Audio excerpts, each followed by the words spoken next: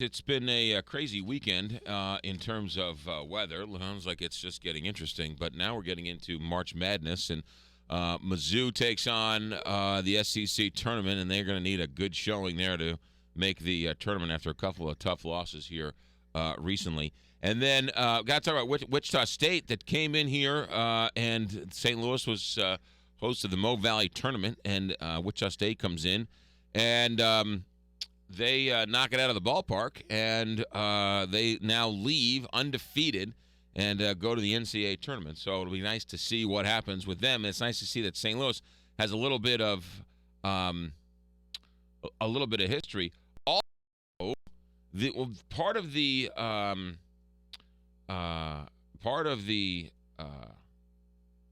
tournament is going to be here in St. Louis. They're going to have the second and third rounds. Is that right? The middle round. So not the first weekend, not the last weekend, but the middle weekend. Now, yeah. have we hosted in the past? Yeah, we've hosted the Final Four and all that other stuff. Okay. Yeah. So that should be fun. Right now, though, we need to turn our attention to John Nations, President and CEO of the Bi-State Development Agency. Good morning, John Nations. Welcome to Big 550 KTRS. Thank you very much. Good morning. Good morning to you. Let's talk about riderships. They had national numbers released. What about local numbers? How are we doing on mass transit here in the region? Actually, we're doing very, very well. Our numbers continue to rise. Frankly, 2 of the last 9 quarters, our ridership growth in St. Louis has actually led the country in terms of percentage of ridership.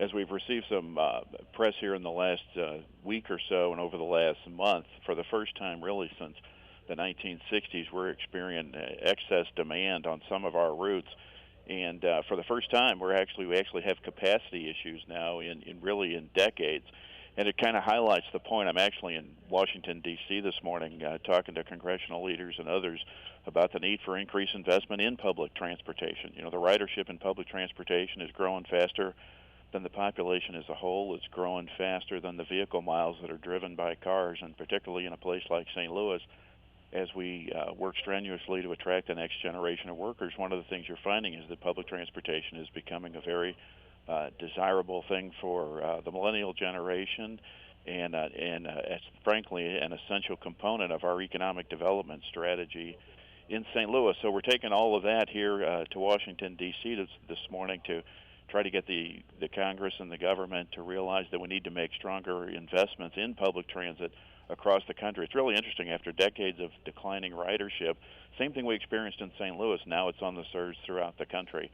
So the need for investment in our infrastructure and in public transportation is really very critical to the success of the country, and particularly to the success of the heartland of the country. John, let's talk about a couple of reasons. I mean, gas prices are at $3.50 this morning as you drive in. Is it as simple as gas prices have gotten too high?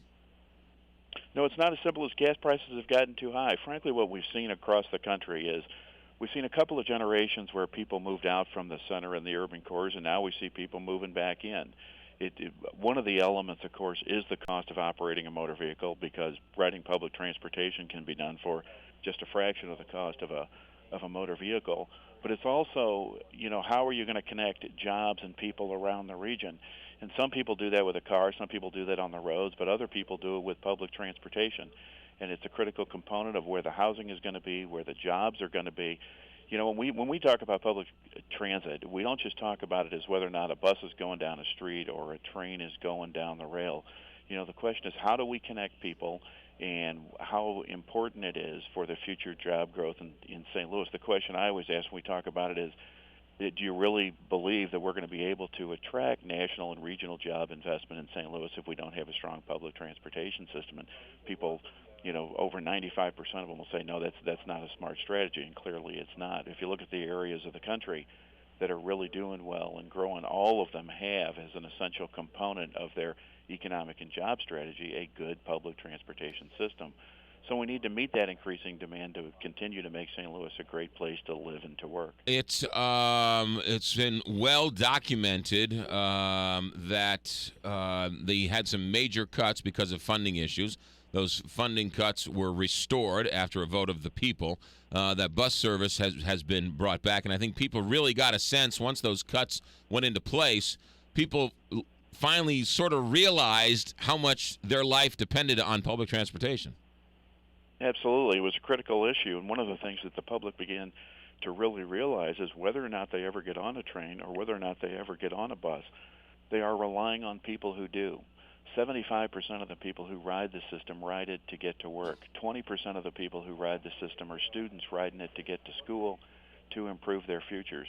You know, healthcare is the largest employer in St. Louis. It's the largest employer in the state of Missouri, and we provide a tremendous amount of workers to fill those jobs throughout the St. Louis region. It's also very important in the office sectors. It's very important in the service sectors. So, you know, I'm glad you brought up that campaign, because one of the things that people really began to realize is even if you never get on the system, you are relying on people who do get on the system. Yeah.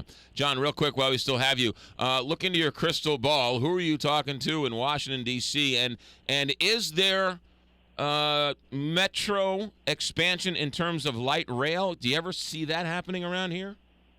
Well, the expansion of the light rail will depend on the funding available for it. Now, it's really an obvious answer right now here over the next couple of years based on what we're looking at, which is one of the things we're talking about. What we really need is a long-term transportation funding bill. We've been dealing with a series of extensions, and then what is known as MAP 21 was put into place. We're operating under a 2-year extension, which expires, frankly, at the end of September of this year. It's very difficult to do any planning for any expansion when you don't know what's going to happen beyond the next 7 to 12 months at a time. But long term, we as part of our long-term plan, we have several routes that we will study with our funding partners throughout the region.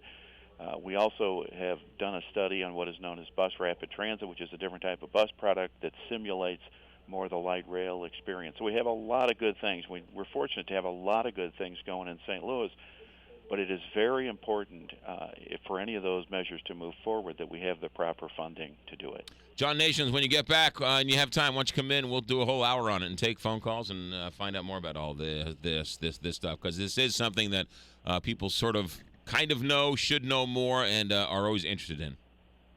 McGraw, I'd be delighted to do, and I'm always grateful for your interest and glad to be with your listeners this morning. That's John Nations. Travel safe, John. We'll talk to you when you get back. Thanks so much. You got it. President and CEO of the Bi-State Development Agency, John Nations, talking about some mass transit numbers. Really interesting stuff. 6:45, traffic, weather, speaking of transportation, then sports. Straight ahead, KTR.